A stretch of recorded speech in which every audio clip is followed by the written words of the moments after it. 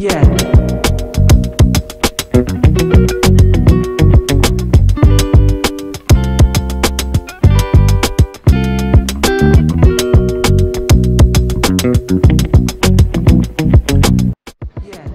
Sa pagpapatuloy ng North Loop ride natin, ayan, paalis na tayo ng Dinadjawan, papasok tayo ng probinsya ng Quirino. Napakaganda ng probinsya na to, na mag-e-end sa ating very busy day. Umalis tayo ng Baler, nagpunta tayo ng Dinadjawan, nag-beach tayo, nag-waterfalls tayo. So ayan, papasok na kayo ng probinsya ng Quirino. Napakaganda na itong probinsya na to, at itong probinsya na to ay dating part ng Nueva Vizcaya. So dati yung Nueva Vizcaya may 6 na taon na napunta sa Quirino Province. Napansin ko rito sa Quirino Province, puro virgin forest pa. Wala akong nakita nagpuputol ng puno. At ang isang masamang nangyari pala, yung action cam namin nagloko na. Kaya kukuha na lang kami ng mga drone footage along the way. So magtitingin kami ng mga signs rito kung saan may malapit na magandang lugar, waterfalls o mga viewpoint na magaganda. Yan, hihinto kami dyan, pasukin namin, tatanong namin kung malayo sa main road yung lugar, tapos kukuha kami video clips. Yan, nakita nyo, ang ganda ng lugar dito, parang may hambing mga sa New Zealand yung lugar. Yan yan, mga video clips na nakuha ko sa paghahanap ng magandang view. Ano na nga pala niyan, pahapunan yan, kaya medyo nagmamadali na rin kami yan. Pero ingat na ingat ako dyan kasi yung road, first time ko nadaanan yan, Quirino Province na yan, hindi ko kabisado yung mga liko. May nadaanan pa kami na nag-harvest sila ng corn. Yan. Tapos yan sa landingan viewpoint, may mga cultural dancers na nagpa-practice. Ang bait naman, pumayag silang kunan ko sila ng ganyan habang nag-ensayo sila sa presentation nila. Yan, waterfalls. Yan yung sinasabi kong view rito na parang New Zealand. Ang ganda, di ba? That's a very beautiful place. Yung very refreshing in the eyes, yung nature, madaanan dito sa nagtipunan yan. So yan, grabe talaga yung vibration. Pasensya na guys, kasi yung wife ko, hawak niya lang yung phone niya, siya nagte-take ng video. Kaya ganyan, sobrang shaky. Yan, kung nag-isip ko didiretso ko dyan o kakaliwa, kumaliwa kami dyan. Kaya sa diretso, mas papuntang Madela yan, mas maigsi raw, kaya lang rough road.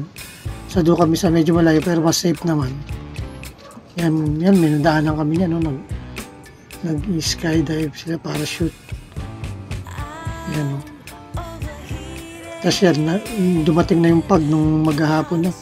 Kaya medyo nagmamadali na talaga kami. Ang tagal nga namin yan bago makakita ng patag na lugar. So, nakakita kami patag yun, tuhon-tuhan na kami. At yun nga pala, yung dito sa Quirino, may tawag rito?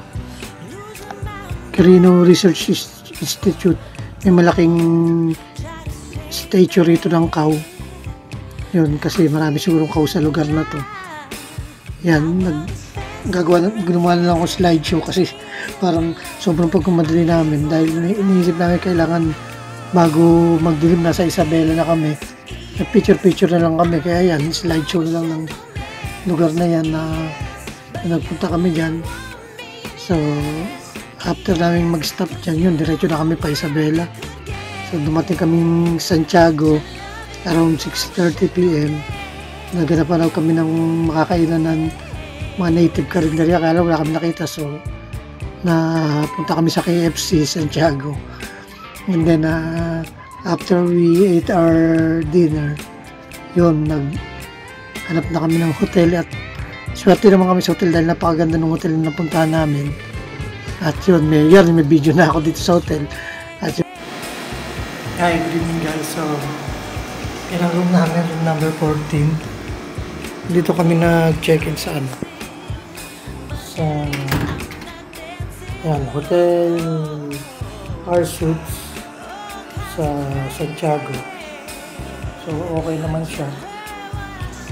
Fresh yung kaibigan. affordable siya. 800 per pax. Kasi umaga rin naman, kasi ikot na kami agad papuntang Paris. So, hindi kailangan magtagal. So, ayun yung siya guys. Ayos naman. So,